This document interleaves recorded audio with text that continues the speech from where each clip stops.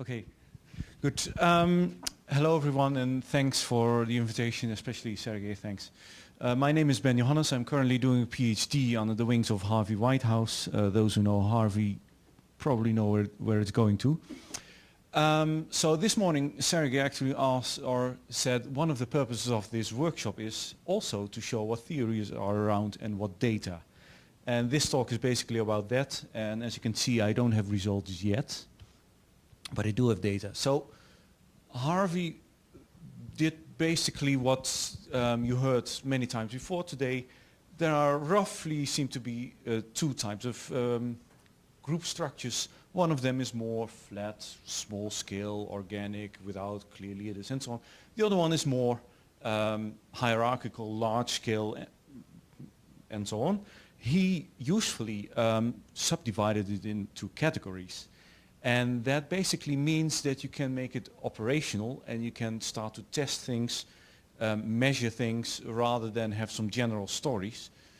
So that's what I am doing. I basically converted this to variables, and from the variables I created questions. I sent them to experts of non-state armed groups in civil wars, and the aim would be, are those modes, can we find them in groups in civil wars? And I do another thing, namely I ask, are those modes in any sense related to the types of resources those groups extract from the environment? And like I said, it's in the context of warfare. I'm not specifically testing anything with war there. Both of them are collective action problems. And there was yet another theory with similar ideas. Basically, I link both of them. So that's also one reason why I ended up with civil war groups. And the theory says actually groups try to maximize their return on investment. So if you can get more with less investment, then groups will not hesitate to do so.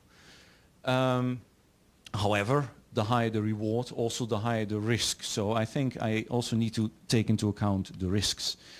And my main questions are indeed, can I find those ritual modes, and are they linked to the type of resource extraction?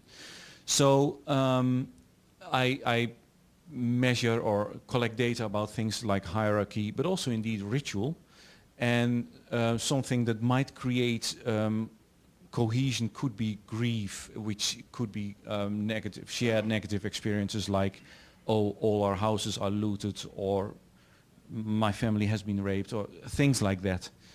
And ritual is thought to be basically parasitic on mechanisms that create trust. So, for instance, the more intense the emotions with a ritual, the more intense the group binding seems to be, which may be an answer to the question you asked this morning. Why would victims actually be mutilated when they're already dead? So this is my data. And I also have data on historic non-pacified societies, 15 groups, very small sample, but it's an attempt basically to collect the same data in a very different sample and then do the same tests and see whether the pattern holds. And the more equal it is, the more generalized the theory can be. Okay, several things. I collect data on longevity of groups, success in warfare a little bit, not too much, group size, difference between groups, and so on, yada yada. I try to address Galton's problem, which means most statistical tests assume independent data points. However, groups tend to interact and have each other's ideologies and be inspired about techniques and so from each other. So I try to register how strong those links are, put it in a correlation matrix, and correct for it. I also try to have time sequences so that they can say something about process and maybe even something about cultural evolution. And I made my data set such that it can import third-party data sets, which I already did. I have 4 by now, so it expands even the data I'm having, and try to create even a data hub on non-state armed groups especially. So can I Yes. So my question to you in this last minute, I collect data on indeed types of resources. So for instance, what I have is, yes, they get resources from service diamonds. Yes, they get resources from diaspora contributions.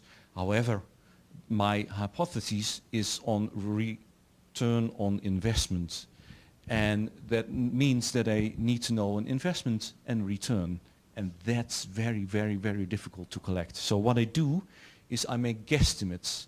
Like, okay, let's say surface diamonds is quite easy to earn money, or drugs because it's small quantities, high value, easy to obtain, versus collecting taxes from local population. That requires a lot of investment, a whole lot of people you need to go around and collect taxes. So that's a lot of investment. And I reason towards what is a high return on investment and a high risk.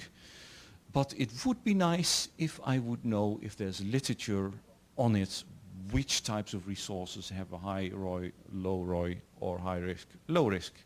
If you know any, please come to me. And if you have questions or even critical questions, also please come to me. Thank you.